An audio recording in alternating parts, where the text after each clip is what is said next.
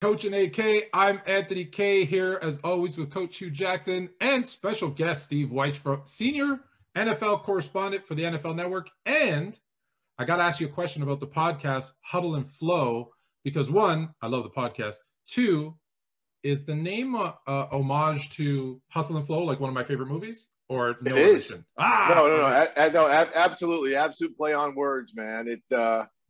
Jim Trotter and I, we do not speak like Skinny Black or Terrence Howard's character or anyone there, but we figure, it's kind of a hit thing, and we took the huddle, the football thing, and we both flow, and so yeah, it works. We're on hiatus now. We're taking a little breather.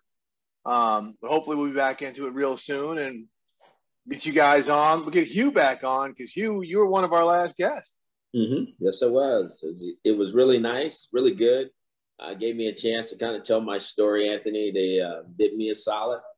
They've been two pioneers in the business for our minority coaches and trying to do everything they can to help and assist. So, Steve, I really appreciate that. You and Jim both. But at the same time, there's so much more work to do, in this area. But I think things are hopefully turning for the best. Well, the more of us that are out there talking about it, right? It starts with the conversations, and that's what we're here to do. Steve, I do want to start with you because obviously I'm curious.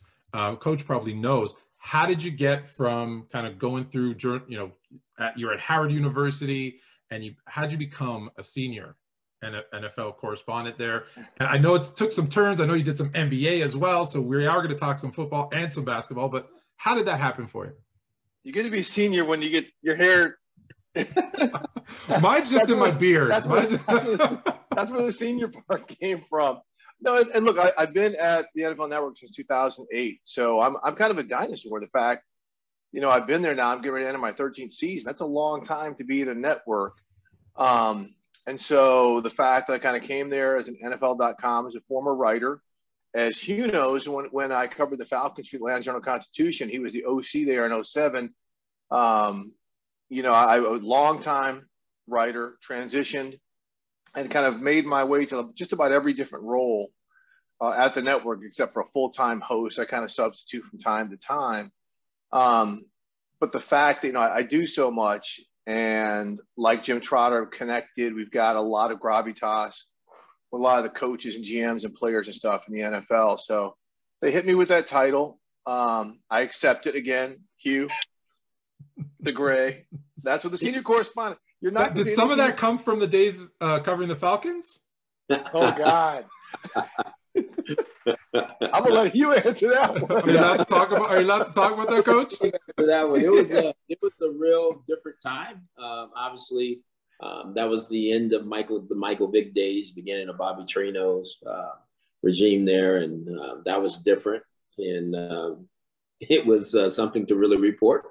But what I really love about Steve, he's always been transparent, fair, and right on to the coaches and the players. And I think that's refreshing because sometimes people are looking to make the biggest stories that they can. And it's told a different way with a different slant.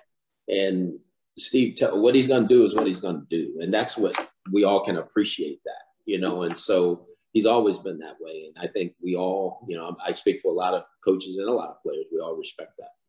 Well, and Hugh, I appreciate you saying that because it's funny. I was talking to a young USC student today who had just kind of hit me up on DM asking for advice. And I said, the one thing you can never do is forget who you serve. It is not your employer.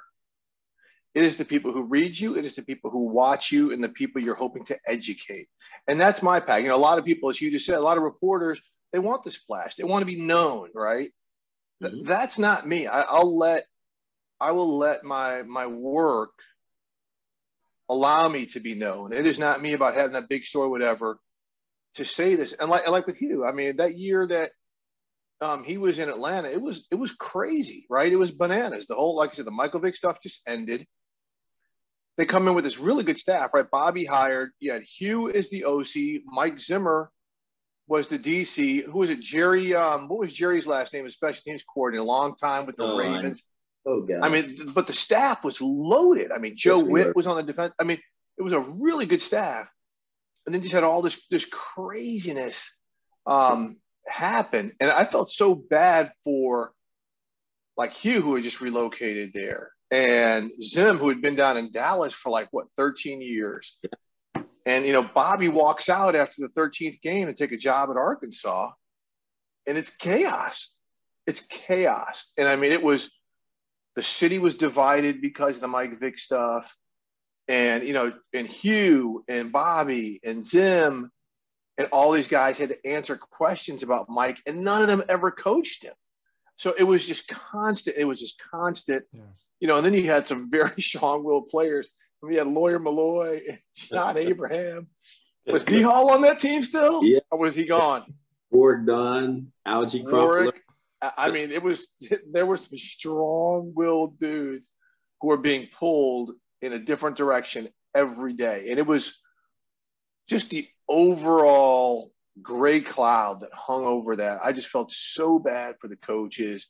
And that's why when I had a chance to talk to Hugh, Hugh and I would sit together from time to time and chat. Zim and I would sit together from time to time and chat. I wanted to tell their stories because they were hung out. Yeah. Because I guess the questions about Mike had nothing with Michael Vick. Really, it weren't about football, right? It wasn't, nothing about football. I mean, but they were hung out there again. Like Hugh had just relocated to Atlanta. Zim just did all these coaches. And then the guy who brought him there quits. Petrino walked. It was horrible. All the coaches he brought from Louisville just felt awkward because they thought all the coaches, like the veteran coaches like Hugh and Zim, would hate them because they had ties to Bobby. And that wasn't the case. And it was a really, you know, just a really odd dynamic that everybody was caught up in. And like Hugh said, it was like, let me tell a story why Hugh Jackson's career shouldn't all of a sudden take a downturn from an OC, because this wasn't his fault. Why Zim his career shouldn't take a downturn from a DC, his first, because it's both your first time coordinating jobs too, right, Hugh? Mm-hmm. Yes, sir. You know, shouldn't take a downturn because of this. And, you know, look, they each landed on their feet in Cincinnati and, you know, did great things there.